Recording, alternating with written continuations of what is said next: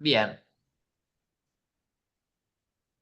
Bueno, antes que nada, muchísimas gracias por sumarse.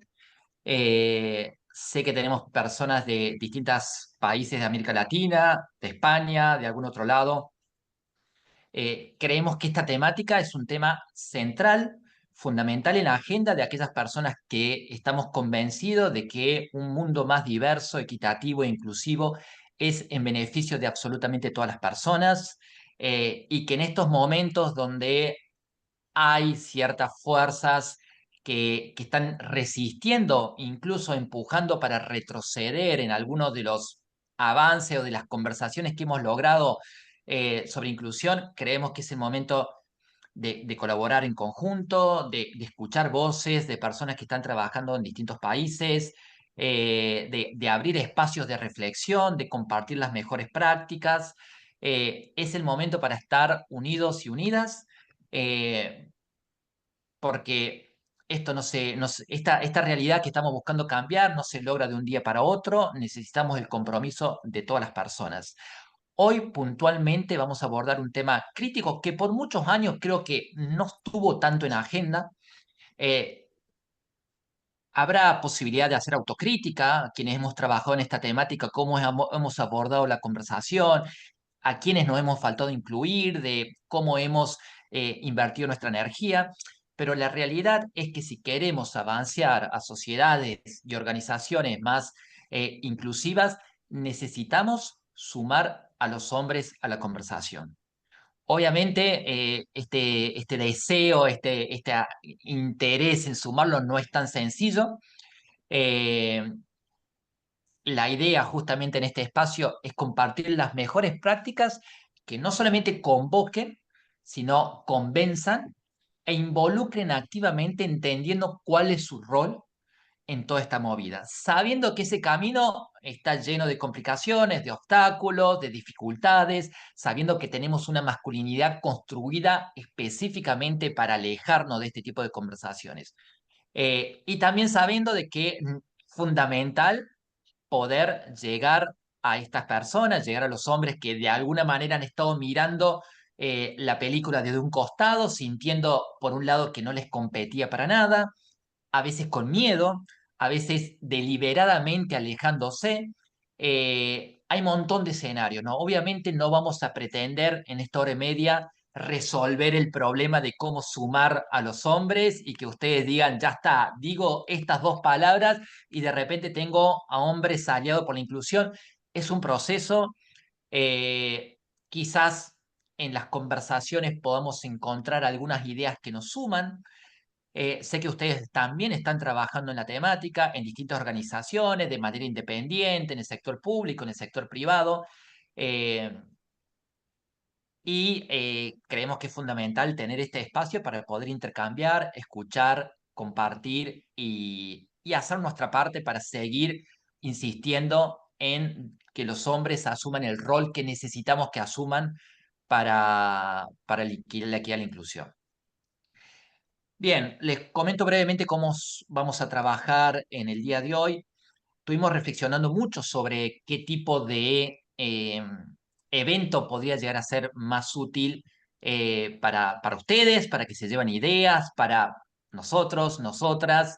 Y se nos ocurrió un formato en el cual intercambie una parte de escuchar a las personas que vienen haciendo un trabajo excelente respecto a este tipo de temáticas, que abordan la cuestión de distintos puntos de vista y de distintos países, y luego tener instancias de conversación y debate en salas reducidas.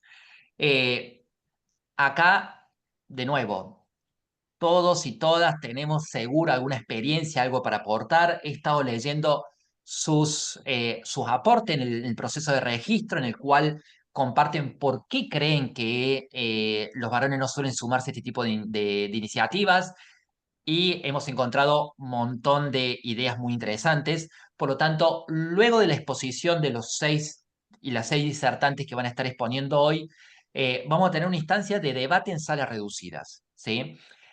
Cada sala va a tener su moderador, moderadora, que van a ser justamente los disertantes, para encauzar y encaminar la conversación y tratar de escuchar las mejores prácticas de todas las personas. Luego, cuando regresemos a la sala, vamos a hacer una apuesta común para compartir las principales reflexiones que se llevan de lo que han debatido y lo que han presentado. Le hemos puesto como título genérico cómo sumar a los hombres a la diversidad y la inclusión, para que no se queden afuera, para que no lo miren en el costado, para que no sientan de que es en contra de ellos, para comprender de que hay un miedo y trabajar para poder reducirlo, sabiendo de que esto no va en contra de ellos, sino que los hombres también tienen mucho para ganar con la diversidad y la inclusión.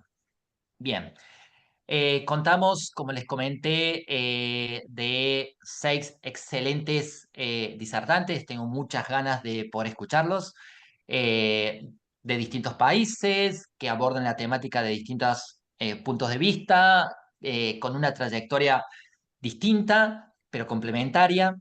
Eh, que muy amablemente se han aceptado la invitación que les hice de formar parte de este espacio para compartir las mejores prácticas y que vamos a tratar de aprovecharlos al máximo para aprender de ellos y para eventualmente en las salas reducidas poder hacer un espacio de ida y vuelta, de conversación, de debate, de intercambio y de charla.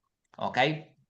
Eh, Bien, antes de presentar al primer panelista, me presento muy brevemente. Yo creo que muchos de ustedes ya me conocen. Yo soy Marcelo Baudino. Me identifico con los pronombres masculinos. Vengo trabajando en temas de diversidad, equidad e inclusión desde el año 2009. Es un tema que me apasiona y que a nivel personal, por supuesto, ha sido una transformación enorme y que aún sigo en ese proceso y que me fascina el proceso en sí. Yo creo que lo más interesante ha sido el cambio de perspectiva que he ido teniendo a lo largo de los años. También he visto cómo la industria ha ido cambiando, mutando, evolucionando, en algunos aspectos retrocediendo. Cuando se suele crecer en tamaño, es inevitable de que se sumen quizás perspectivas que lo abordo de una manera un poco más superficial, siempre buscando aprender, siempre buscando colaborar. Si hay algo que me gusta de la industria es justamente esto, que muchas veces nos vemos más como personas que colaboramos por un fin que trasciende el punto de vista competitivo o empresarial. Entonces, no tenemos ningún problema en reunirnos, contar esto es nuestro punto de vista, esto es lo que estamos trabajando, esto es lo que para mí funciona, porque tenemos todo para aprender y no creo que nadie tenga ahí la receta única, universal, para cambiar absolutamente de un día para otro esta realidad. Así que, sin más preámbulos, le voy la palabra a Jaime Parada, que nos acompaña desde Chile. Y acá hay un tema fundamental que me parece crucial para conversar, comenzar a conversar sobre este tipo de temas. Y me pregunta Jaime es si crees que estamos usando las narrativas correctas cuando nos aproximamos a los hombres, ¿no? Este tema es crucial, ¿no? Le estamos hablando de una manera que los interpele y los convoque o no, digamos. ¿Cómo lo ves? Te doy la palabra, Jaime. Adelante nomás. Súper, muchas gracias. ¿Se ve la lámina que estoy compartiendo? ¿Sí? ¿Se ¿Sí, no? ve? Bueno, quiero primero darte las gracias, Marcelo, por el encuentro y quiero agradecer también a las personas que están conectadas hoy y también a quienes van a ser mis compañeros de panel. Quise proyectar esa imagen porque en parte está la respuesta en ella, ¿no? Les quiero hacer esta pregunta además, y porque la pregunta, la recuerdo, es, ¿estamos comunicándonos de manera correcta con los hombres? Y mi respuesta, a partir de la historia que les voy a contar, es no. Esa es la imagen que representa una consultoría que ocurrió en Chile hace exactamente un año y medio, donde un nacional se aproximó a una empresa minera muy importante en Chile, y ustedes saben que la minería en Chile es el sueldo de Chile, ¿no? Se aproximó a hacer una consultoría a supervisores de minería, solo casi hombres en esa sala, y donde les hacía preguntas que de alguna forma ponían en una situación de contrariedad en relación a la situación del mundo y del pensamiento que está imperando en relación de los hombres y las mujeres, ¿no? Y cada vez que la relatora de esta consultora internacional que ya tenía este ejercicio en Chile, cada vez que la relatora evidenciaba lo que ella consideraba un pensamiento incorrecto, le entregaba un pequeño dinosaurio de plástico a la persona que había respondido, ¿no? Y lo coronaba esto diciendo que eso era parte del pensamiento dinosaurio. Entonces uno podría decir, qué ejercicio tan simpático, ¿no? Cuando yo me enteré de esto, y me enteré por dos fuentes, pensé, esto está todo mal, ¿no? Y desde ese lugar me puse a pensar qué es lo que estaba mal. Y una primera respuesta es que nos estamos aproximando a los hombres de una manera moralizante, en primer lugar, y en segundo lugar, invalidante, ¿no? Invalidante en el sentido de que tu pensamiento, básicamente representado por ese pequeño dinosaurio de juguete, es un pensamiento incorrecto.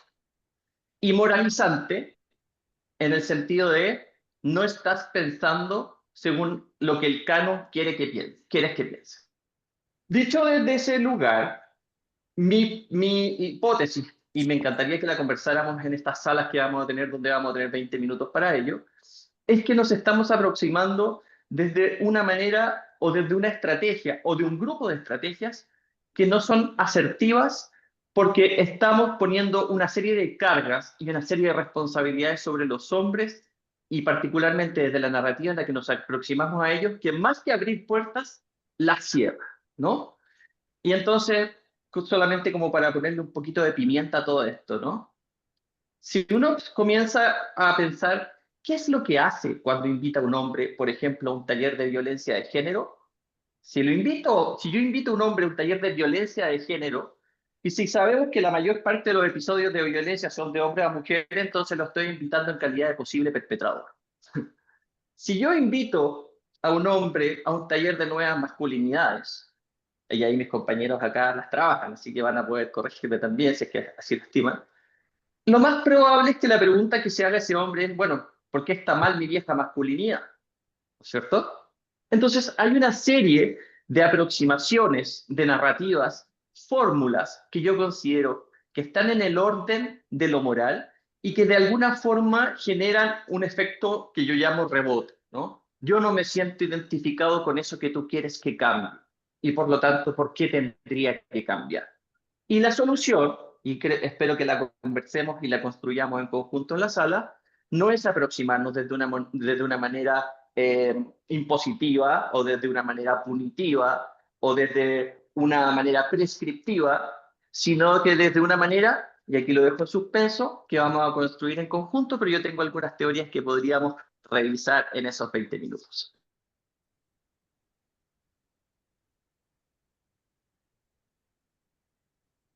Excelente, Jaime, muchas gracias. Gran tema, ¿eh? Gran tema porque yo me imagino la gente poniéndose directamente en posición a la defensiva y lo difícil que es tener una conversación productiva cuando alguien está pensando directamente en defenderse y nada, ahí como que cambia toda la ecuación. Muchas gracias, vamos a pasar a nuestra siguiente expositora. Se trata de Alejandra Mexicano, que nos está justamente participando desde México. Alejandra, ¿cómo estás en primer lugar? Y en segundo lugar, te pregunto sobre los famosos sesgos inconscientes que existen, que tenemos todos y que tenemos especialmente sobre la masculinidad, sobre los hombres que tanto hombres como mujeres tienen y que de alguna manera limitan también su participación en este tipo de programas. Perfecto, gracias Marcelo. Buen día, de verdad es un placer estar en este foro. Desde que nos mandaste la invitación, se me hizo una idea excelente porque a veces no entendemos qué pasa y a mí que me toca estar en recursos humanos, llevo más de 20 años trabajando en recursos humanos y temas de diversidad, equidad e inclusión, más de 10 años en las empresas y siempre ha sido un tema constante, los hombres no se involucran. Y justo cuando ahora sí me toca acercarme a ellos, muchos decían es que tampoco me dejan que me involucre ni en el ámbito laboral, ni en el ámbito personal, y también a veces no nos cuestionábamos eso. Cuando hablo de los sesgos, justo me gusta siempre preguntarle a las personas, ¿tú alguna vez has discriminado? Y te dicen, no, yo nunca. ¿Has acosado? ¿Has violentado? Y te dicen, no. Y la mayoría de estos sesgos aparecen porque están normalizados, porque por mucho tiempo así se ha hecho, porque así lo vi en la televisión, porque así lo he leído, porque así nos enseñaron, los fuimos normalizando y entonces se presentan sobre todo en el ámbito laboral de manera muy constante. Tienen muchas repercusiones, evidentemente, no solamente a todo el entorno laboral, sino también a los mismos hombres, porque hoy estos estereotipos y estos roles que se dicen que ellos deben de tener, evidentemente no son fáciles de mantener. Eh, un poco de lo que les preparé es cómo justo estos sesgos en el ámbito organizacional van a afectar a todo el ciclo de vida de los colaboradores y de la empresa. Desde cuando estamos haciendo las entrevistas, cuando estamos contratando, cuando estamos desarrollando al personal o hasta cuando decidimos desvincularlo de la empresa, a veces aparece ese rol de género. Y a veces son los mismos hombres que tienen que identificar que tienen un sesgo, pero también es el mismo equipo de trabajo que tiene que identificar que lo tiene. Les voy a mostrar o les voy a nombrar algunos, ¿no? Se tiene este sesgo, sobre todo en las empresas, de lo que es ser líder. ¿Qué tiene que hacer un líder? Y por mucho tiempo se decía el líder es fuerte, el líder tiene que ser alguien que dé miedo, alguien que inspire, pero a través del miedo. Y entonces llegaban nuevos hombres, hoy me toca cada vez más con nuevos estilos de liderazgo que dicen, ay, no sabes ser líder. Oye, pero yo no quiero ser como el líder que a mí me dijeron que tenía que ser, o a mí no me gusta ese estilo de liderazgo y entonces, ay, ¿qué crees? Te vamos a evaluar mal porque no estás cubriendo lo que yo deseo o lo que yo pienso que es ser un buen líder. Este de disponibilidad al compromiso, sobre todo hoy se ve mucho más afortunadamente, porque antes se decía contrata hombres porque ellos no van a pedir licencias de maternidad, no les gusta tomar la licencia de paternidad, van aunque estén enfermos, siempre están presentes y evidentemente hoy los hombres, me gusta mucho cómo ya piden licencias de paternidad extendidas, juntan sus vacaciones, quieren estar en esos momentos, cuidan más su salud y hoy hasta muchos en algunos foros que me ha tocado escucharlos me dicen, a mí me daba pena llegar con mi jefe o mi jefa y decirle que me quería ir de licencia extendida porque me contestaban, ¿cómo? ¿Y tu esposa no va a estar ahí? ¿O tú por qué quieres estar en ese lugar? Y es que sería un lugar en el que me gustaría estar. Tenemos de invisibilidad de cómo los hombres a veces se creía que ser hombre, y me gusta mucho cuando le preguntan a las personas cuál es el hombre ideal. Dicen, ah, tiene que ser alto, fuerte, inteligente, que gane mucho dinero, y el hombre dice, a ver, espérame tantito, ¿no? Yo sí creo que tengo ciertas características, pero no todas estas que dicen, ah, en automático tiene que ser heterosexual, le tienen que gustar las mismas cosas, a los hombres les gusta siempre lo mismo y pues no necesariamente es así. Y evidentemente este sesgo de protector, perdón, donde a veces tú te das cuenta que me gusta mucho que una persona me decía, yo iba en la calle y nos iban a asaltar y mi pareja me empujó, no, tú eres el hombre, tú defiéndenos y tú así, dices, no, a mí también me da miedo, a mí también el cuchillo me va a atravesar igual. O sea, pero se espera muchísimo de aquellos hombres y a veces no es tan sencillo. Y justo dar estos espacios donde me encantó que ahorita decías, se están conectando más hombres a este foro y eso es buenísimo porque hay que darles voz, hay que escucharlos, hay que saber por qué también no se suman. A veces ni siquiera sabían que se tenían que sumar y sobre todo porque me dicen, ay, van a hablar de diversidad, equidad e inclusión, vas a hablar de mujeres y vas a hablar de la comunidad LGBT, de las personas con discapacidad, y yo no entro dentro de esos grupos y es, no, espera, tú también tienes mucho que aportar a estos grupos, de nada serviría hacer iniciativas de equidad de género si no tenemos a los hombres también aportando en esto. Tampoco valdría la pena hacer iniciativas hacia los hombres si no rescatamos las voces de esos hombres que nos digan qué podemos mejorar, qué estamos haciendo bien, entre muchas otras. No me quiero pasar del tiempo, pero creo que partir de sesgos inconscientes es identificar primero que nosotros los tenemos, que hemos tenido comportamientos, que muchas de las conductas que tenemos desafortunadamente son a través de este sesgo y Ujú. que lo tenemos que identificar para poderlo erradicar. Excelente, Alejandro, muchísimas gracias. Es bueno saber de que hay esperanzas, que a veces se van notando algunos cambios. Y bueno, muy importante esto de empezar a trabajar los egos inconscientes.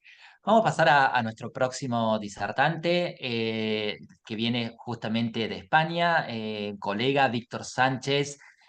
Víctor, la pregunta que me termino haciendo es si realmente los hombres podemos cambiar, si la masculinidad es algo que se puede cambiar y si sientes que en base a tu experiencia laboral los círculos de hombres están dando resultados, funcionan. Contanos un poco más. Sí, Marcelo, buenas tardes a todo el mundo. Es un placer estar por aquí. Yo espero que sí. Espero y confío en que tengamos la posibilidad de que los hombres todavía estemos a tiempo de cambiar, ¿no? Porque falta nos hace. A ver, nosotros en la asociación hacemos un trabajo, sobre todo con el tema de los círculos de hombres, que son grupos de reflexión donde bueno, pues intentamos indagar un poco en aquellos aspectos que tienen mucho que ver con la masculinidad tal y como la hemos entendido, pues como ese proceso de educación y socialización, ¿no? Tenemos fundamentalmente dos tipos de grupos. Un tipo de grupos donde llegan ya hombres más o menos convencidos del cambio y tenemos otro tipo de ámbitos que a lo mejor yo creo que ahí también indaga el interés por hacer un diagnóstico del problema que estamos hoy hablando, que es en el ámbito penitenciario. Ahí evidentemente el perfil de hombres es sensiblemente diferente. Tenemos una gran parte de hombres que cada vez más, desgraciadamente, están acusados de delitos de violencia de género, con lo cual tenemos la sensación de que el discurso que aparentemente pues, está hoy en la sociedad pues no nos vale para esos hombres, ¿no? Porque queremos que vuelvan a esos círculos y que se sigan un poco repensando pues, comportamientos y actitudes que ya no son de este tipo, ¿no? Entonces, bueno, he hecho una pequeña lista muy breve, voy a intentar ser muy concreto, en donde yo intento detectar dónde están un poco los fallos o los errores que encontramos, ¿no? Yo creo que a veces tenemos la sensación de que las expectativas y los objetivos son muy altos y eso a mí me parece un poco realista. Tengo la sensación de que los hombres más machistas de la noche a la mañana se van a convertir en feministas porque utilicemos un discurso que a lo mejor ni siquiera les está llegando, ¿no? Y yo entiendo que eso no va a pasar. Con lo cual yo creo que también poner el listón muy alto a veces pues parece inalcanzable y a veces desanima. Y la sensación de fracaso yo creo que es todavía mayor, ¿no? Creo que es importante darse cuenta de que lo que no aceptan los hombres se tiene la sensación de que nos lo imponen, ¿no? Que es algo que muchos hombres están un poco en ese enfado contra el feminismo, que sienten que ahora mismo tienen menos derechos que las mujeres, ¿no? Yo creo que necesitamos hacer mucho más pedagogía, porque lo que no explicamos bien lo interpretan mal. Quiero decir, invertimos mucho tiempo en hablar y en decir cómo deberían ser las cosas, y creo que invertimos muy poco tiempo en escucharles lo que se les pasa por la cabeza a sus hombres, ¿no? Que se niegan a sumarse al cambio, ¿no? Yo creo que no se trata de convencer a nadie, porque eso no funciona de esa manera, sino que lo que se trata es de buscar una reflexión, ¿no? Y esa reflexión siempre tiene que partir de uno mismo, ¿no? Dicho esto, yo creo que tenemos que aceptar y reconocer que el cambio es siempre voluntario. O sea, nadie cambia si no quiere. Para que se produzca un cambio, necesitamos reconocer y aceptar que tenemos un problema, ¿no? Yo creo que exigir un cambio a los hombres que ni siquiera se han planteado ese problema no funciona. Es más, yo creo que pues, se puede incluso generar el efecto contrario, ¿no? Lo estamos viendo ahora con tanta polarización, ¿no? Yo creo que el tema de la polarización es simplemente una cuestión de desinformación y de una incomprensión del problema.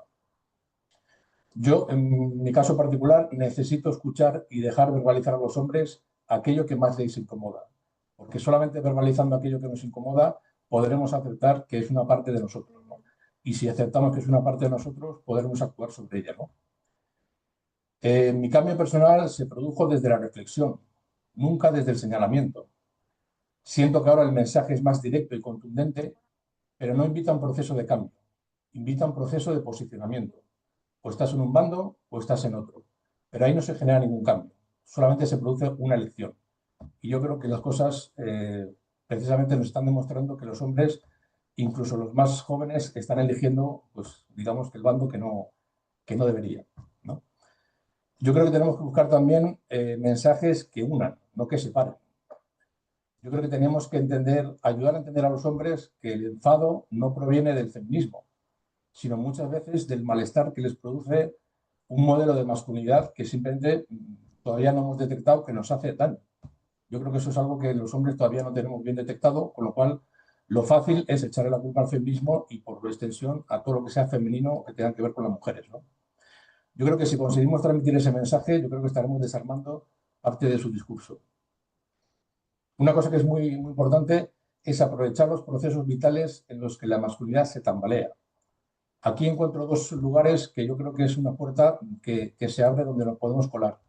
Una es la paternidad. Yo creo que la paternidad a cualquier hombre yo creo que le cambia la vida por completo, porque nos desubica de ese centro de atención en el que siempre hemos estado y nos desubica en un sitio donde nos tiembla un poco el suelo, ¿no? Y otro es también cualquier tipo de crisis personal. He encontrado hombres que han hecho grandes cambios a partir de, pues, de perder un trabajo, de problemas de salud mental o de una serie de cosas que a lo mejor nos desubican, pero es desde ese trabajo de cambio personal desde donde se pueden cuestionar pues, muchas más cosas, ¿no? Mi cambio siempre Bien. fue gradual. Llevó tiempo, muchísimo tiempo y todavía hoy no lo he acabado, ¿no? Tengo la sensación de que ahora exigimos cambios a los hombres en procesos que pueden llevar una vida entera. Entonces, de forma inmediata, como he dicho antes, ese cambio no se va a producir. También, mi cambio no se produjo desde el convencimiento. O sea, yo no decido dejar de ser machista. Las conductas no cambian por lo que piensas, sino por lo que haces después con lo que piensas. Yo creo que ese matiz es muy, muy importante, ¿no? Conozco muchos hombres que se han quedado en ese discurso mental, que es lo que se nos da muy bien y lo que nos valida en el ámbito público, pero después son un poco los cambios que han hecho en su vida cotidiana, ¿no? Y eso es muy, muy peligroso. Y ya para acabar, mi cambio personal no se produjo en solitario, sino se produjo en grupo. Yo creo que si queremos que el cambio de los hombres sea un proceso honesto y sincero y no solamente individual, tendremos que darles un espacio donde puedan asimilar ese cambio y hacerlo suyo. Y si es acompañado de los hombres, creo que el cambio será sensiblemente más fácil, ¿no? Y es ese tipo de espacios los que intentamos, pues bueno, pues facilitar en los círculos de hombres. Gracias. Clarísimo, Víctor, muchísimas gracias y me encanta esto porque es un proceso, ¿no? Y creo que las organizaciones también tienen que entenderlo, porque pensar que en una única intervención ya vamos a estar trabajando con el hombro deconstruido es poco realista. Muchas gracias, vamos a pasar a la próxima participación. Se trata de un colega de Argentina, Sebastián Fonseca. Seba, me gustaría preguntarte, y un poco tomando el punto que menciona Víctor de la paternidad, ¿qué obstáculos culturales y organizacionales crees que dificultan que los varones se involucran activamente en las tareas de cuidado? Gran tema, nos trae Seba. Bueno, gracias Marcelo por facilitar este espacio de conversación. Gracias a todas las personas que están ahí, cada cual desde su lado, sosteniendo esto. Bueno, rápidamente decir que mi formación de base es la sociología y soy especialista en políticas de cuidado con perspectivas de género y bueno, ya hace unos cuantos años que vengo trabajando la cuestión de masculinidades, su relación con el cuidado, los vínculos. Y acerca de estos obstáculos, ya fueron mencionados algunos, los obstáculos de tipo cultural, que digamos son conocidos, la socialización de género, que ubica el cuidado como una tarea femenina, la masculinidad que se va a definir por su distancia con ese cuidado, por una negación. Otro obstáculo es la naturalización de los roles de género al punto de que se invisibiliza y se cristaliza y forma parte del sentido común. Y eso hace que muchas tareas pasen desapercibidas, tareas que tienen que ver con el trabajo reproductivo, con el día a día, con el sostenimiento de la vida, ¿no? Que son tareas que se asignan automáticamente a las mujeres, por ejemplo, en los espacios de trabajo, preparar el café, tomar notas, coordinar espacios, armar la logística, estar a cargo de muchas veces de la gestión emocional, ¿no? Y otro obstáculo, que es de lo que va a hablar la compañera de México, son los sesgos de género, que son estas creencias profundas y que es importante señalarlos e identificarlos porque no es lo mismo una idea que una creencia profunda, ¿no? La idea, yo puedo aceptar una idea, estar de acuerdo, por ejemplo, con la perspectiva de género, pero en mi fuero íntimo, mi creencia profunda es que eso no es así. Entonces, en mi vida cotidiana voy a accionar de una manera, pero discursivamente me voy a mostrar, me voy a manifestar de otra porque es políticamente correcto, porque me conviene, porque me facilita determinados vínculos, ¿no? Entonces, tener esa diferencia presente, trabajar con las creencias profundas que no son conscientes, que son transversales, que no se revisan, ¿sí?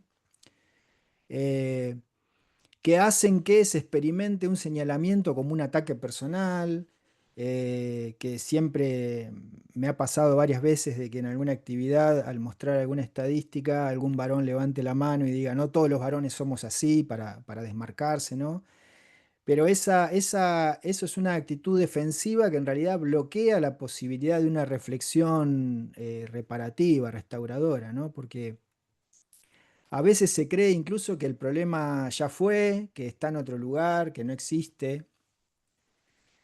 Y bueno, esos serían los obstáculos culturales, los obstáculos subjetivos, pero también están los obstáculos organizacionales. Voy a apretar el acelerador porque sé que no tenemos mucho tiempo.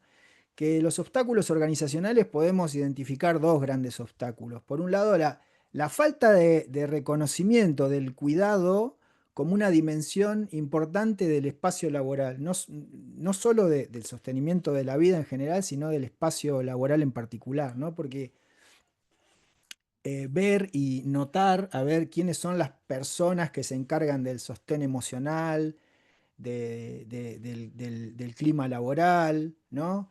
Del acompañamiento. Suele ocurrir también que los espacios laborales reproducen lógicas patriarcales y cuando un varón hace este tipo de cuestiones aparece una sospecha, una incredulidad, como que hay algo atrás que no termina de cerrar, ¿no? Y otro obstáculo organizacional es la ausencia de políticas que promuevan el cuidado y su distribución. Esto de que las tareas blandas, emocionales, relacionales, siempre recaen en las mismas personas, ¿no? Y como que se finge demencia y se tiende a pensar que lo hacen porque les sale, porque les gusta, porque son así, ¿no? Y es acá un punto que quiero remarcar que me parece fundamental. Yo miro desde el cuidado y la relación de las masculinidades con el cuidado y el autocuidado. Entonces, me parece muy difícil pensar en cómo acercamos a los varones a la agenda de diversidad e inclusión si antes no pensamos y repensamos el tema del cuidado, ¿no? Porque no es algo secundario, sino que está en el centro de la vida. Y cuando los varones se desentienden de esto, no solo terminan recargando a las mujeres, sino que además se pierden una parte fundamental de su propia experiencia humana como persona.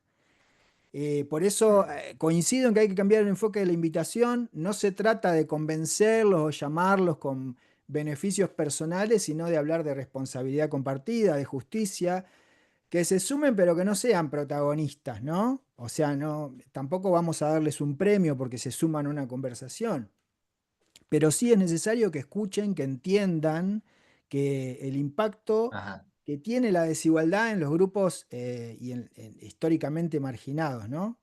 Bueno, por eso lo último que voy a decir, los espacios de formación tienen que ser reflexivos y vivenciales, no alcanza solamente con dar información, hay que cuestionar de verdad, tener una perspectiva feminista, crítica y además brindar herramientas para gestionar el malestar que genera estas actividades, ¿no? Porque cuando el varón entiende la responsabilidad de su participación en la producción de la desigualdad, va a sentir una incomodidad. Y esa, digamos, esa incomodidad tiene que transformarla en algo productivo. Y ahí tenemos que estar, quienes facilitamos las actividades, para brindar herramientas para poder gestionar ese malestar y que no se vayan con esa sensación.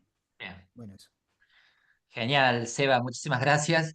Así que no va a haber premios para los varones que se involucran. Está clarísimo, muy bueno. Y vamos a pasar a la próxima. Me va encantando el ciclo porque se van conectando ideas y van sumando nuevas perspectivas a la conversación. Nos acompaña desde México una colega y amiga, Tania Nanous, que nos va a conversar un poco de justicia restaurativa. La pregunta es de qué forma podemos trabajar con los hombres cuando cometen un error sin que sea por medio del castigo. Y lo vamos a cometer, me parece, ¿eh? Tania, adelante. Muchas gracias. Bueno, yo soy Tania Nanús, soy una internacionalista y mi enfoque ha estado siempre en temas de seguridad, construcción de paz pues género. Soy directora de Lentes Púrpura, que es una organización que trabaja en México, una consultora, y también acompañamos mujeres sobrevivientes de violencia y en muchos casos trabajamos con hombres que han generado algún tipo de violencia.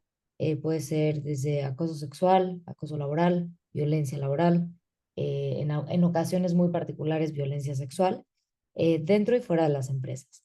Y bueno, siempre es un trabajo muy retador por muchos aspectos, porque de entrada creo que como sociedad, y esto desde un lugar, ¿no? O sea, esto que voy a decir viene desde un lugar y voy a también tratar de ser abogada del diablo como para poder, pues, platicar un poco más de este tema. Pero creo que al final lo que pasa es que los hombres definitivamente están a la defensiva. Y los movimientos feministas, creo que para bien o para mal, como que ahí podemos tener una discusión muy profunda sobre eso, pero sí definitivamente como los han dejado fuera. ¿No? Y entonces creo que llevamos trabajando mucho tiempo con las mujeres, ¿no? En estos programas de liderazgo, de empoderamiento, lo cual está muy bien, pero nos va a servir poco si no comenzamos a trabajar con los hombres. Y entonces creo que la política hoy en día y en el mundo es, cometes un error, hay un castigo. Generalmente, por lo menos hablando en México, pues muchas veces no pasa ni siquiera eso. Entonces, ¿qué es lo que termina, no? O sea, ¿cuál es el resultado de eso? Que en realidad exista mucho más enojo por parte de las mujeres por la falta de castigo, ¿no? Por justo la cultura de la cancelación, por la impunidad dentro o fuera del espacio laboral.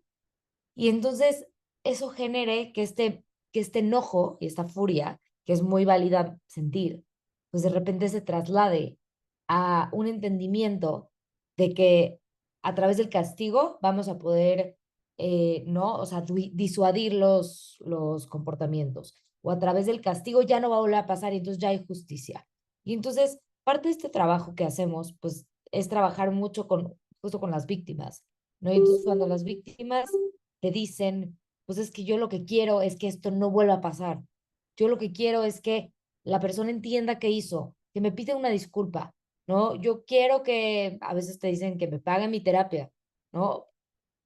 Como que ahí nos damos cuenta que el mecanismo que hemos utilizado en la sociedad es completamente punitivo y enfocado nada más en el castigo y en cómo castigar. Y entonces nos enfocamos mucho más en el castigo como tal que en cómo reparamos, ¿no? Cómo rompemos esto que está roto, cómo rompemos este tejido social que se rompió dentro de la empresa, porque generalmente no solamente se rompe el tejido entre dos personas, ¿no? Y parte de lo que hace la justicia restaurativa es buscar que esto se amplía a la comunidad, ¿no? Y es entender que hay personas que también son, ¿no? Tienen como impactos de esto.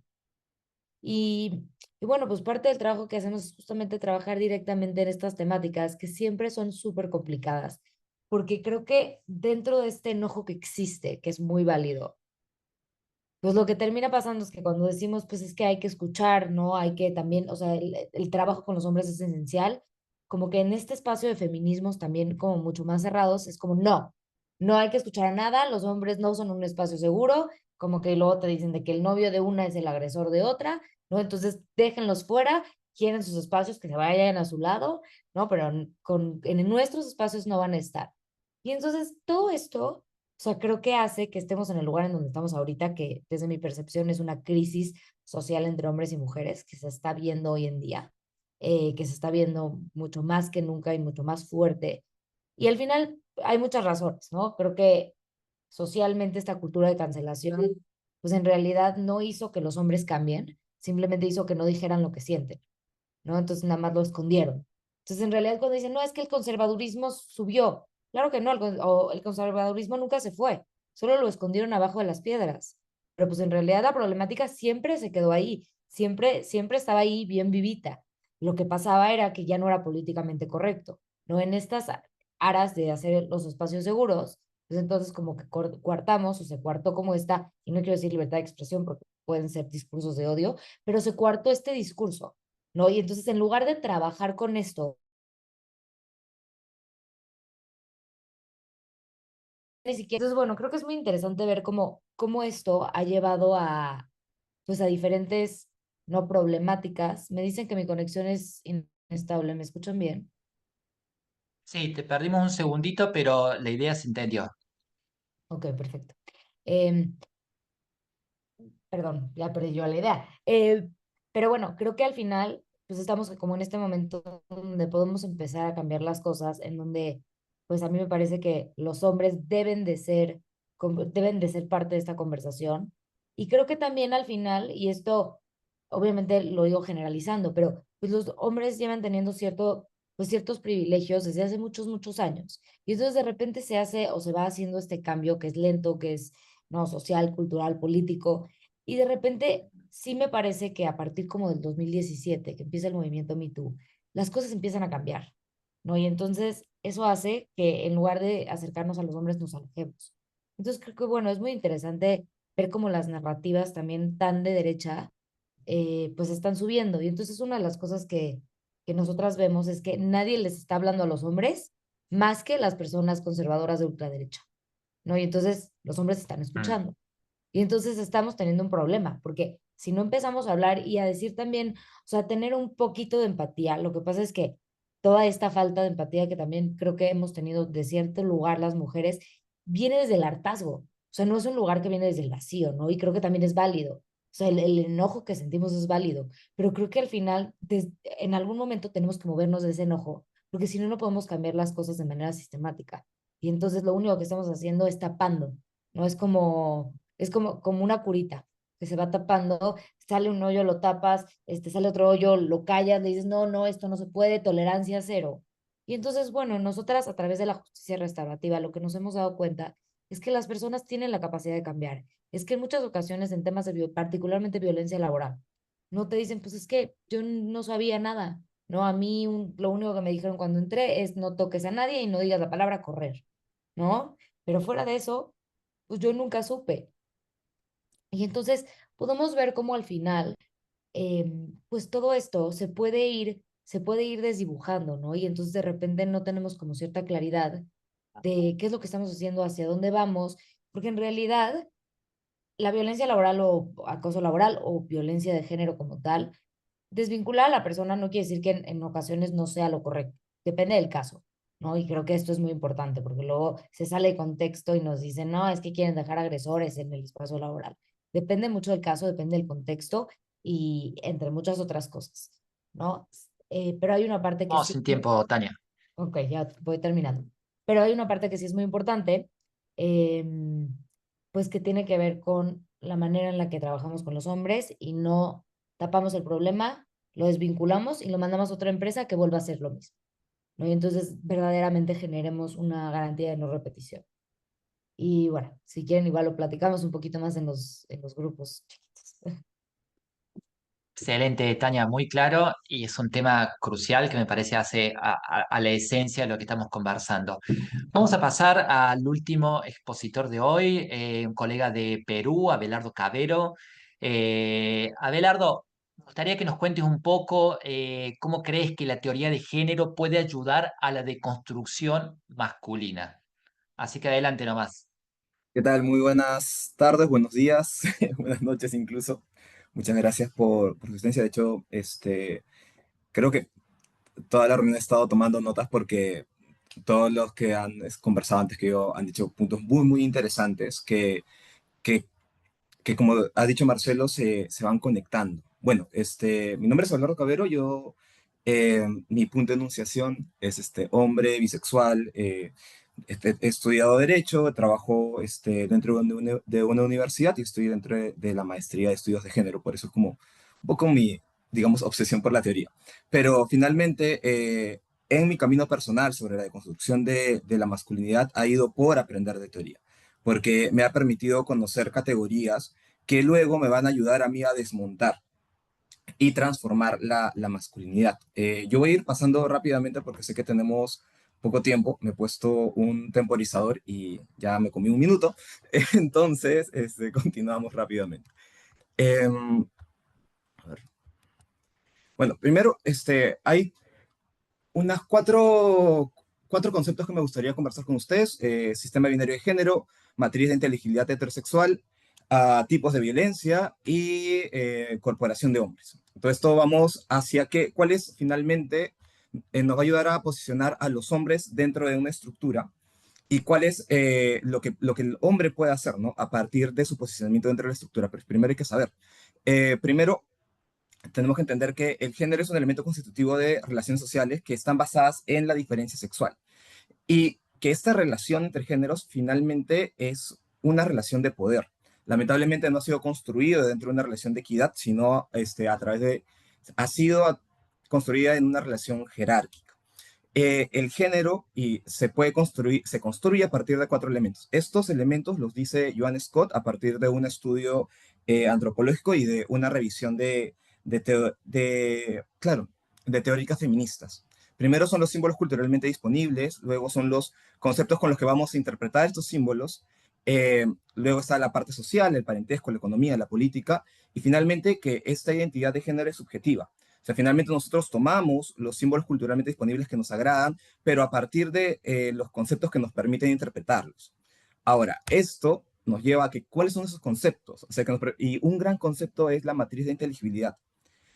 Aquí Butler nos hablaba de que nosotros vamos a estar y vamos a entender que un hombre es un hombre de verdad o una mujer de verdad si existe si hay una relación de inteligibilidad, que es hombre que sea macho, que su expresión sea masculina y que su deseo sea heterosexual.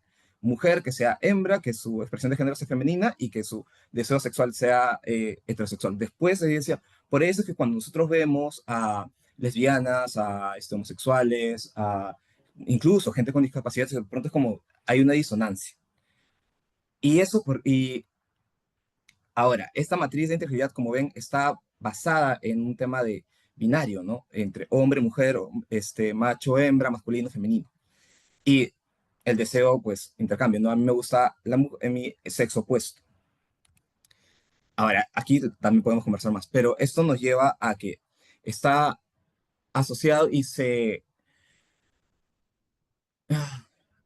establece a partir de una violencia, que es la violencia estructural. La jerarquía entre géneros se establece a través de una violencia estructural, lamentablemente, que es la negación de necesidades, la negación de derechos. Aquí podemos, o sea, un buen ejemplo es cuando empezamos a ver en nuestra historia democrática, en nuestra historia de derechos, como los primeros que reciben el derecho por completo son hombres.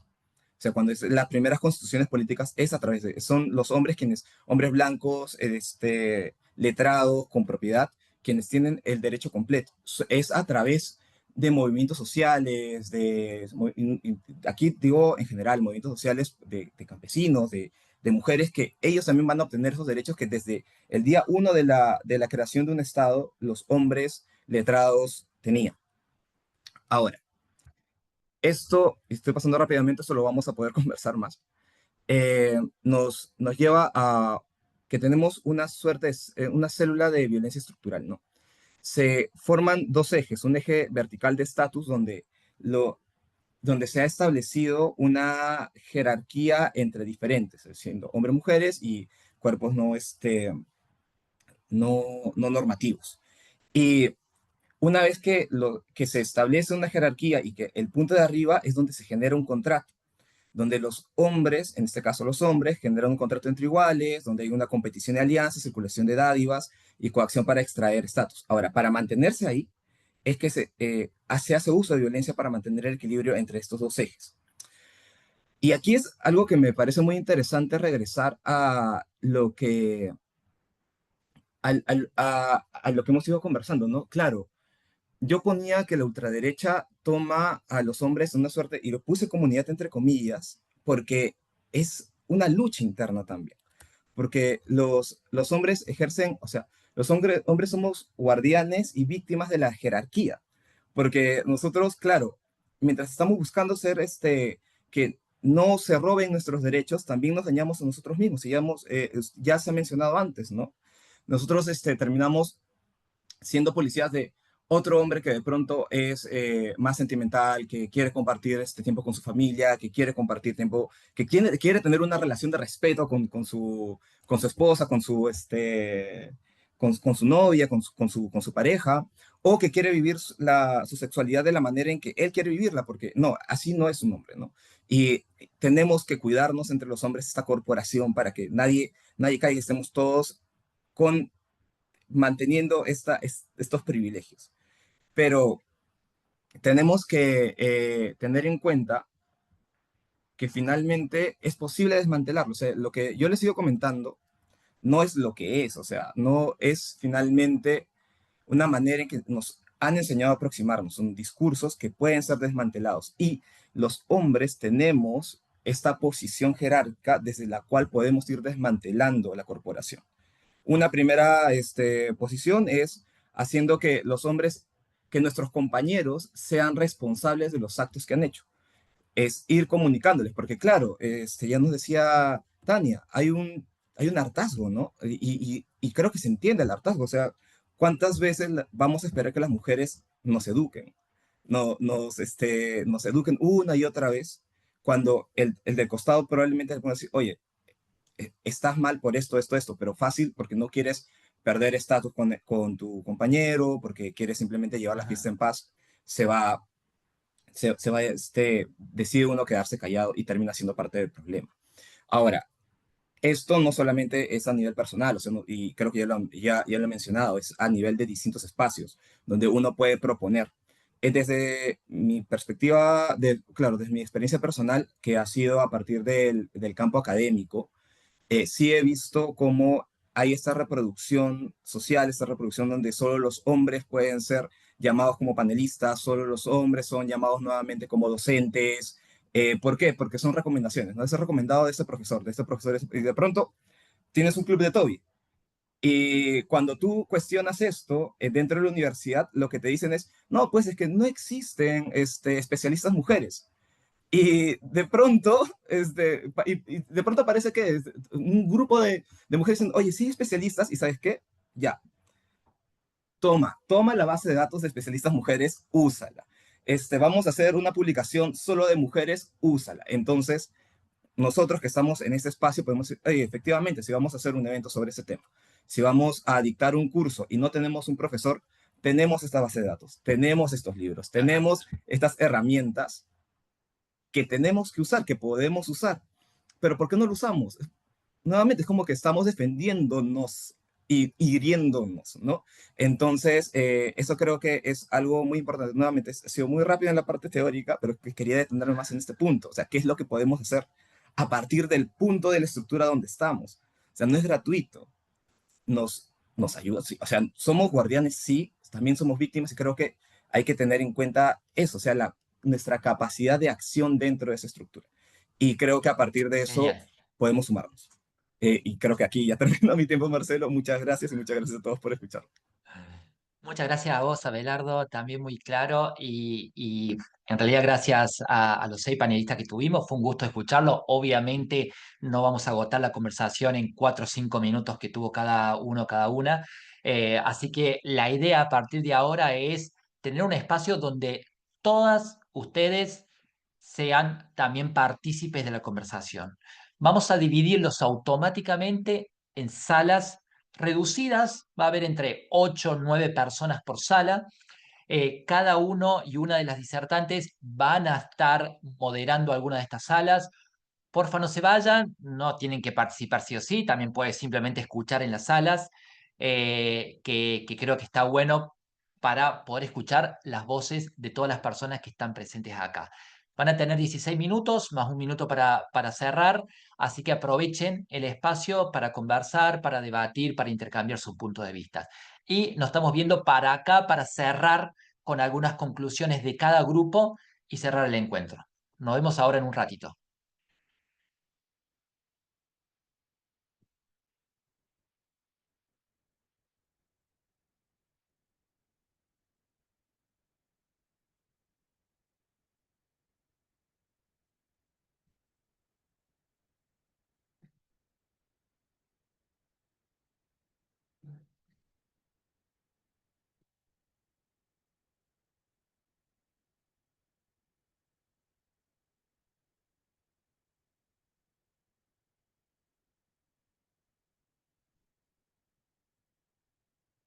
Agustina, ¿estás por ahí?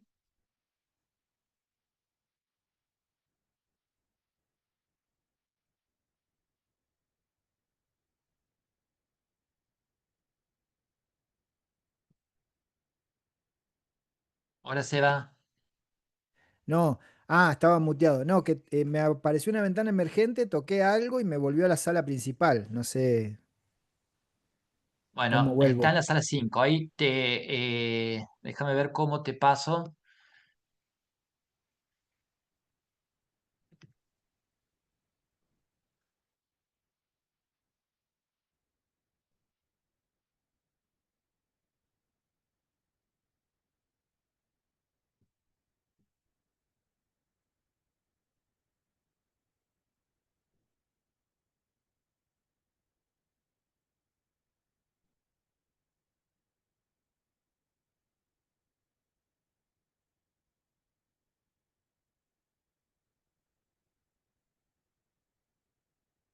Me mandaste a la sala de Tania.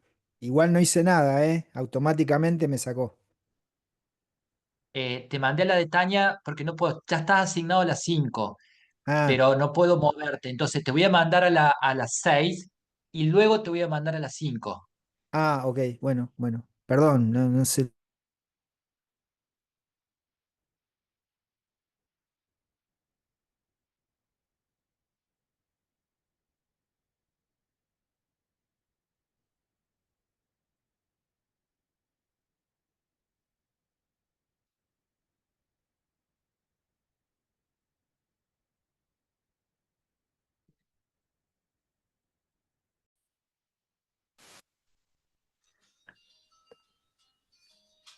Buenas, buenas. Bienvenidos, bienvenidas.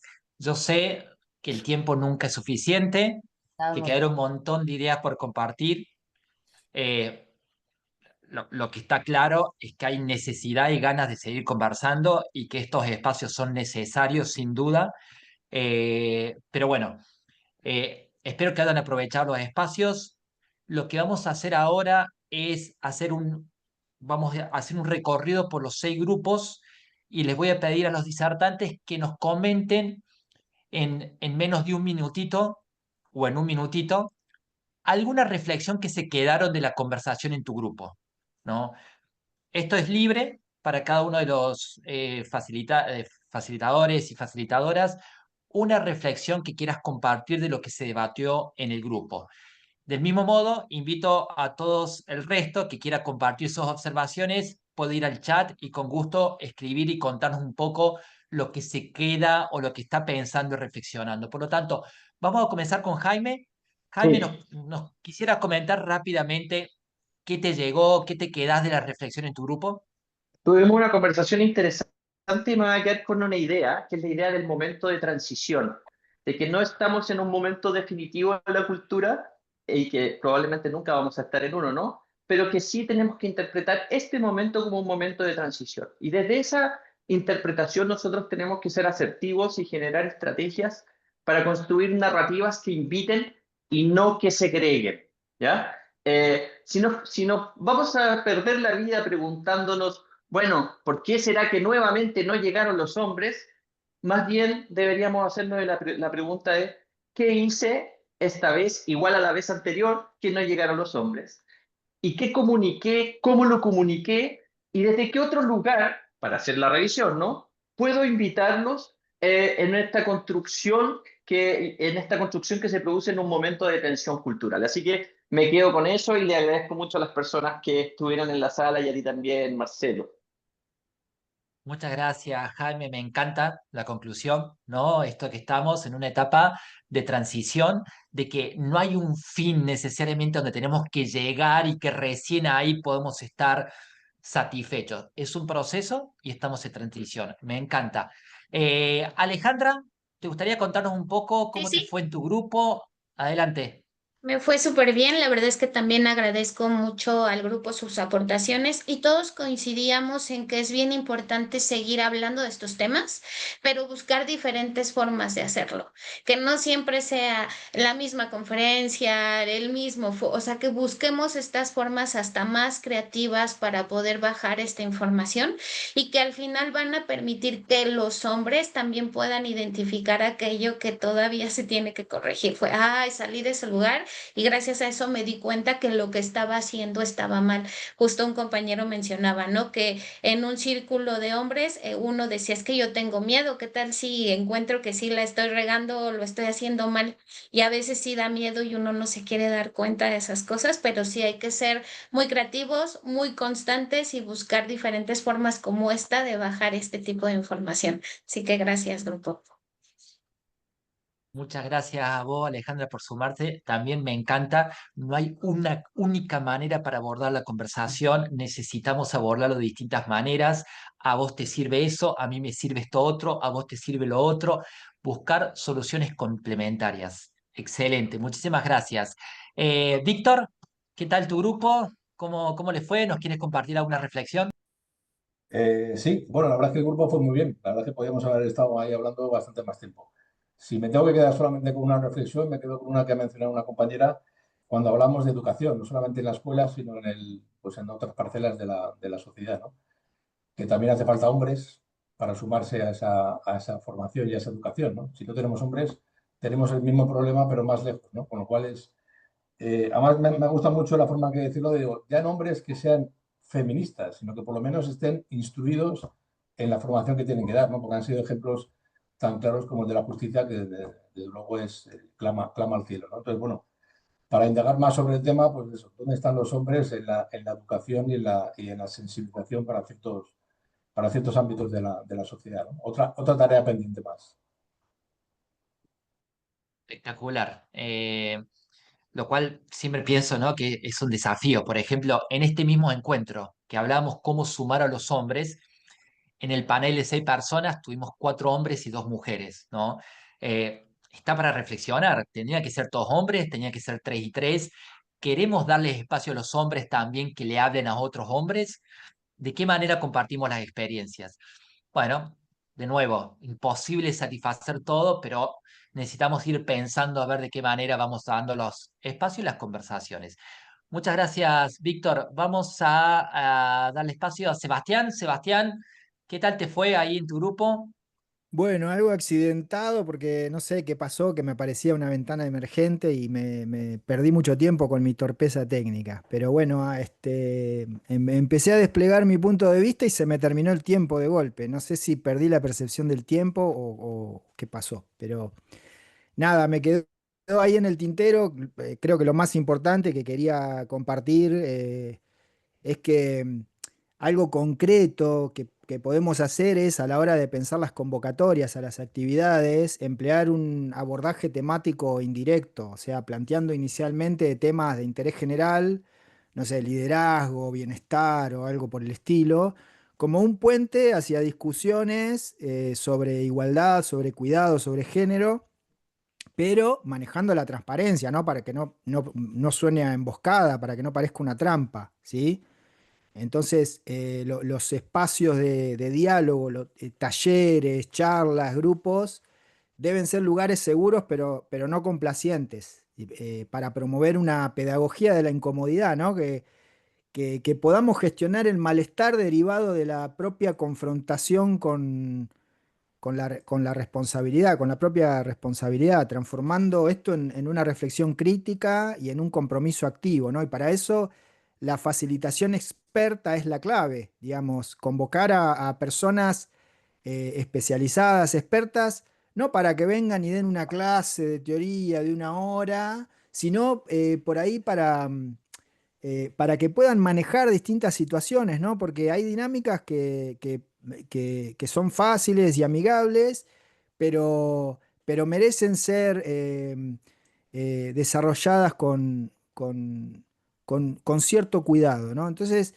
enfocar el cuestionamiento y deslegitimar los mandatos de la masculinidad tradicional que obstaculizan el cuidado, enfocar el cambio en la construcción de un rol aliado responsable, que esto es algo con lo que vos siempre insistís, Marcelo, un aliado responsable y activo, que es aquel que usa su posición para impulsar la igualdad sin tener protagonismo, ¿no?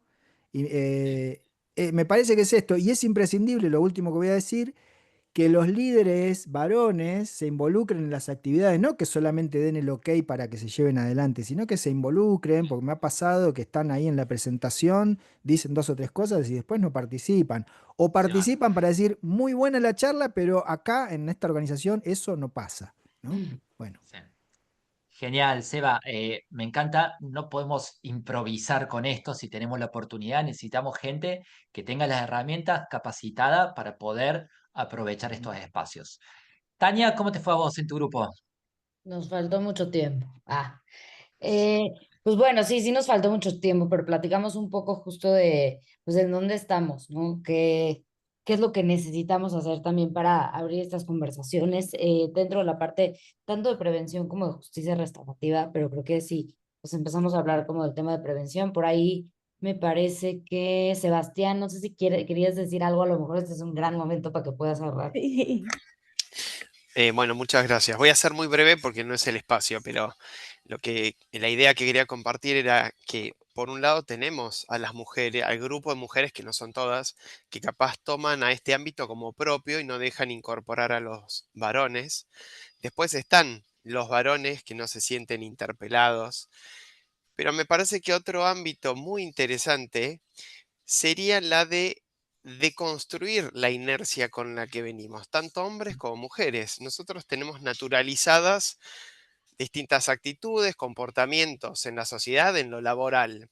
Y de repente una persona, está bien que la castiguen en el ámbito laboral por haber actuado de tal manera, pero me parece que es superficial porque no estamos tratando la raíz de la problemática.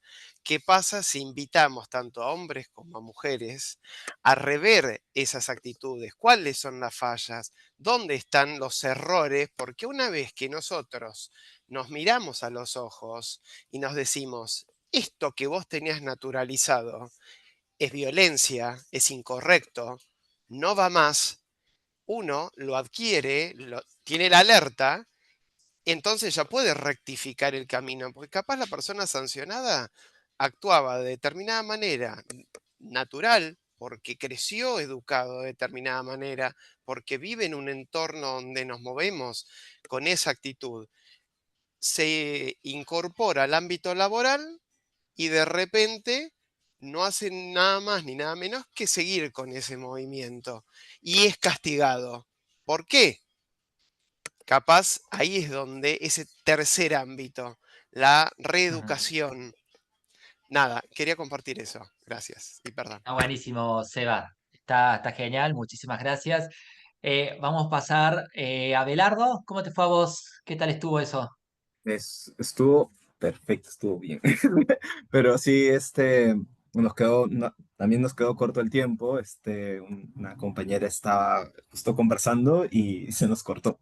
Pero creo que hay dos puntos que me pareció muy interesante. Uno, cómo, o sea, conversar con compañeros, y sobre todo con los varones dentro de las compañías, de las empresas, la diferencia y la importancia de diferenciar igualdad y equidad.